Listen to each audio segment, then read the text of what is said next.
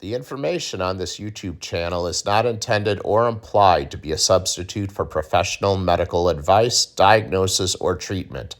All content, including text, graphics, images, and information contained on or available through this channel, is for general information purposes only. This channel makes no representation and assumes no responsibility for the accuracy of information on or available through this channel, and such information is subject to change without notice. You are encouraged to confirm any information obtained from or through this channel with other sources and review all information regarding any medical condition or treatment with your physician. All right, guys, what's going on? Pistol Packing Pilot back with another video. I have a very special guest on the phone with me today. For purposes of remaining anonymous, we're just going to call him, let's go with Dennis. How you doing, Dennis? Good. How you doing? I'm doing great. Why don't we start by, Dennis, tell everybody who you are and how we met. Let's start there. Yeah, so I'm Dennis, of course. You and I met through work. I'm 20. I'm in my 20s. I'm a pilot for a major airline. Just started with this airline, and that's how I met you. You and I started talking to. We just met each other and connected on many subjects. But one subject that really struck both of us was this vaccine. So I feel like that's where this all started. It was kind of funny how it all came about. Yeah, that's pretty much spot on. I went to work, and Dennis was my first officer. We flew a trip together. Told me a very interesting story, and I listened to you tell the whole story, Dennis. And then throughout the trip, you told me that you wanted people to know about it. So I told you about my silly little YouTube channel, and I offered you the chance to tell your story. So why don't we start from the very top? Obviously, Dennis has a lot of similar traits that I do. We just want to help people, and we want people to be aware of a lot of things out there with like the risk versus reward, side effects of, we'll call it the Kool-Aid. How about that? Side effects from taking the Kool-Aid. Why don't you just start with your story, Dennis, and take it from the top? My father I feel like we're all impacted by this vaccine in some way, but really what it came down to is I lost my dad to a heart attack from what we think it was from the vaccine. But kind of going back to his early days is when he was 37 years old, he had a heart attack. But ever since then, he's changed his life completely. He never was a drinker his whole life. He smoked early on, but totally changed that. He was in his young days, so totally changed who he was, and did really well for himself. He had heart stents. He went to the heart doctor every year and never had any issues since. And my dad, he traveled a lot, and the issue is he was getting ready to go to a big bike rally. I'm sure everybody knows up near South Dakota. The issue we had is my family on his side. He was at a family gathering, and they knew he was going to this rally. And there's thousands of people from all over the country, all over the world there, and they were kind of making him feel like an idiot for not being vaccinated. Obviously, just like the media, just like the news. And this was back in 2021 when everybody was being pushed. I mean, our jobs are on the line at one point where I've had this conversation with my dad too, because it's like I just started my airline career, just starting to get where I want to be, and the world's kind of going crazy where I could actually, lost my career potentially or be furloughed for some time because I didn't want to get this vaccine. So him and I would talk about this all the time, and he was all against it. He never, for some reason, I still cannot believe to this day that he got it, just because of the way he would talk to me and say, like, you're in your early 20s, there's no reason for you to be worried about something like this taking you, and there's no need for this vaccine. But, going back to what made him get it was everybody kind of pushing him towards it. He was feeling guilty and he just retired. There is no reason for him to get it. He was on his own, had his own company, so on and so forth. But so anyways, he decided to get the vaccine, just listening to what everybody's been pushing us to do and what my family said to him. And him and my mom got it. My mom's okay. She doesn't have any heart disease that runs in her family. She doesn't have anything in her family that, catches up with her. So my father gets it, and about a week later, he started complaining of like weird just heart complications, chest pains, things that obviously, today is people are dealing with after getting this vaccine, but nobody, wants to prove that that's what it's from. But Dennis, let me stop you for a quick second. You said about a week after he got it, he started complaining of heart-related issues and chest pains and things like that. How long had it been since he's complained about that? So you said he had a heart attack at 37, and then he was fine because he changed his life. So how many years went by? Oh, God, I mean, he died at 60, so do the math there. Over a couple of decades with no issues. Yes, and if he did, and that's the thing, is like, if he did have issues and he knew it was like related to his health, he would be at the doctor. But the biggest thing is, and like even my mom, if I bring this, like, I just talked to my mom the other day about this. I talked about our conversation together, and she even tears up because essentially my dad was complaining about these issues he was having, and everybody just kept saying, oh, you're just saying that because you're mad you got the vaccine. It's kind of like, oh, you're just complaining because you did something you didn't want to do. And it's like, no, that's what was happening. And, it sucks to think about, because if that vaccine wasn't even like, because he even knew the health risks of getting the vaccine. I mean, he knew what could happen, what could, stem from it. And the fact that, he just kind of listened to everybody else. He's like, yeah, maybe I am just being paranoid about this. But so then time went on. That was about a week after the vaccine. And my dad, he was very active. He played tennis.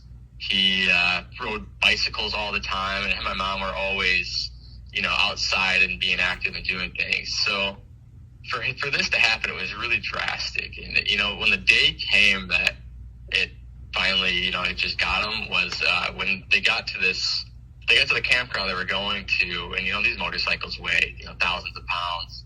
He was getting it off the back of the trailer, and it just kind of pushed him to his limit a little bit. And he kind of like sat back from outside and just said, I need to go sit down. Something's not right. And my mom starts panicking, and my dad he never carried, nitro pills for, people with heart disease. People always carry nitro pills. He never carried them because he did his whole life, but the last 10 years, he hasn't had to worry about it because it just hasn't been an issue. He just never really worried about it, and probably got, a little complacent with it. But his younger brother was with him, and his younger brother had nitro pills, luckily, but still it wasn't enough to revive him at that moment. Well, keep in mind, nitroglycerin pills are only for angina. If you're having an MI, which is a myocardial infarction, they're not going to work. Absolutely correct. So, that was, and the thing was, like, my mom didn't, she even, our whole life we've always said that one of us should know CPR, but nobody knew CPR at that campground or where they were. And, when he sat down and he just passed out and died instantly, it was like, he drove, and like, keep in mind too, this whole day that, like, this was at night at about 9 p.m. because I was at work. I got a phone call when I was about to take off because I used to work, I used to fly all night stuff. And, that whole day I knew they were on their way to this, up to South Dakota, and he drove an RV for about 14 hours and had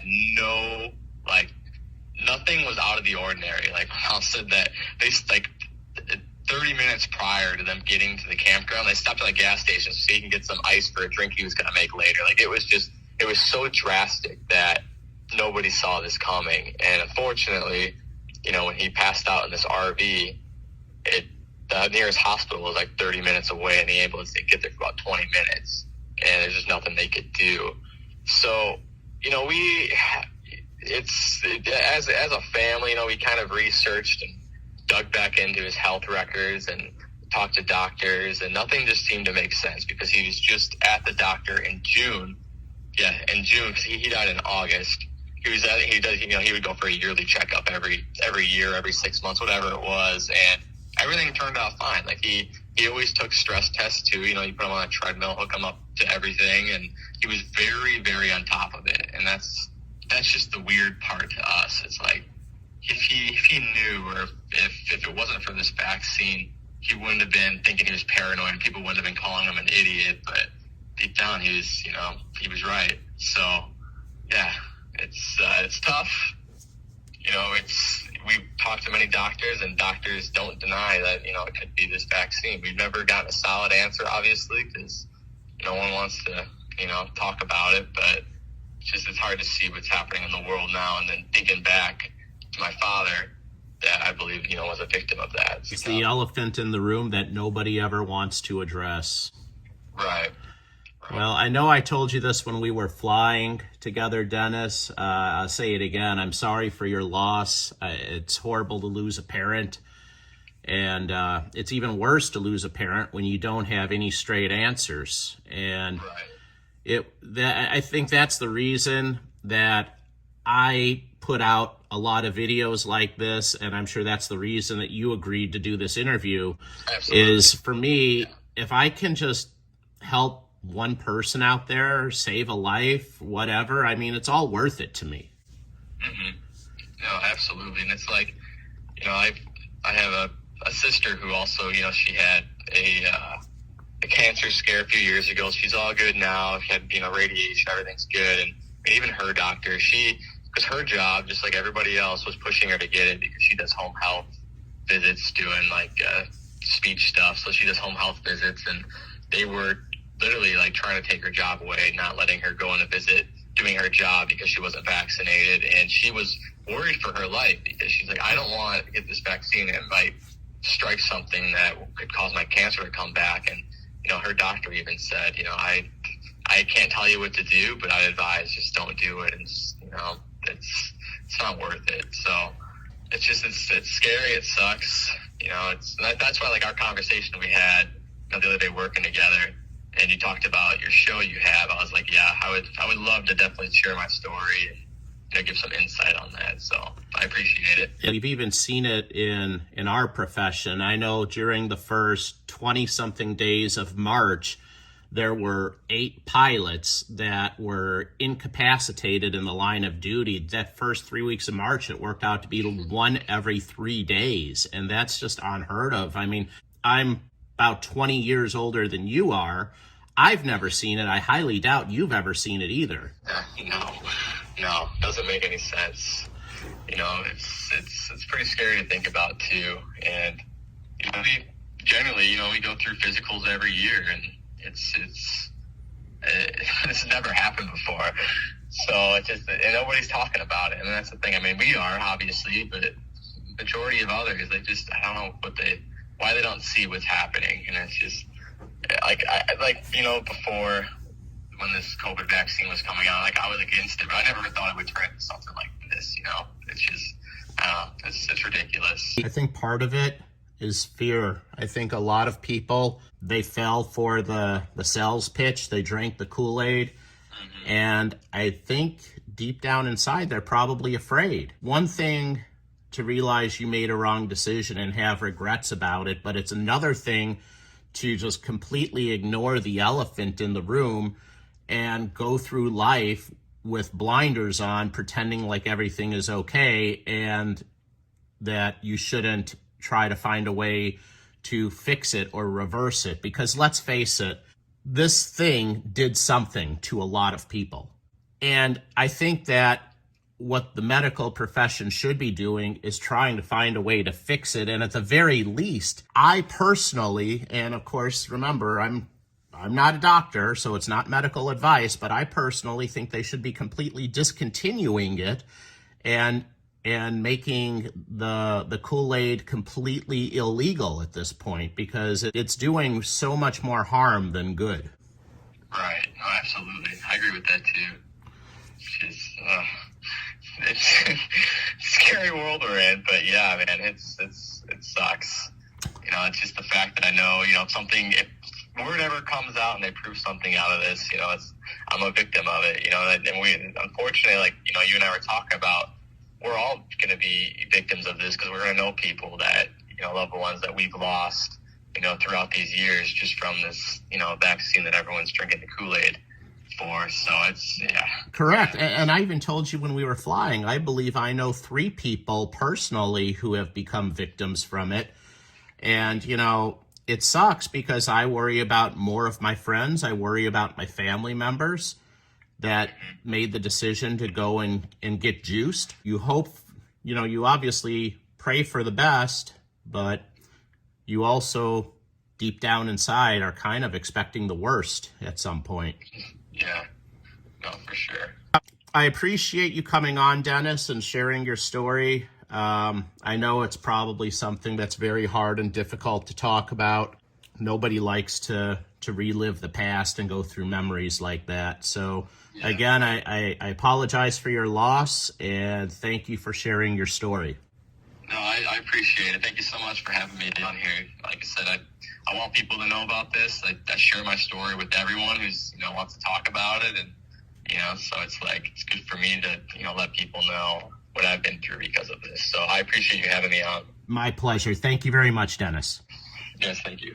Well, guys, that was especially tough to watch. It was especially tough for me to make because it's always difficult listening to somebody talk about their pain and their suffering and their loss of a family member. Nobody ever wants to go through that. And that's one of the reasons that I'm doing what I'm doing right now. This is the first time I am ever premiering 2 videos back to back. Hopefully somebody in the chat drops the link in the description right now to go to the next video.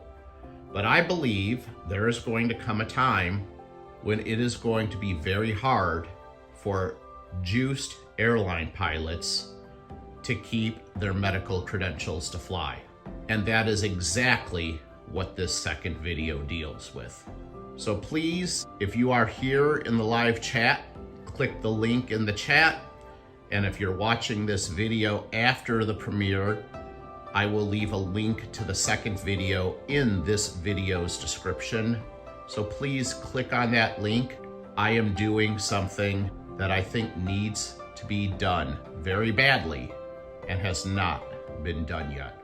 Thanks for watching, guys. I am the Pistol Packing Pilot, and I am out.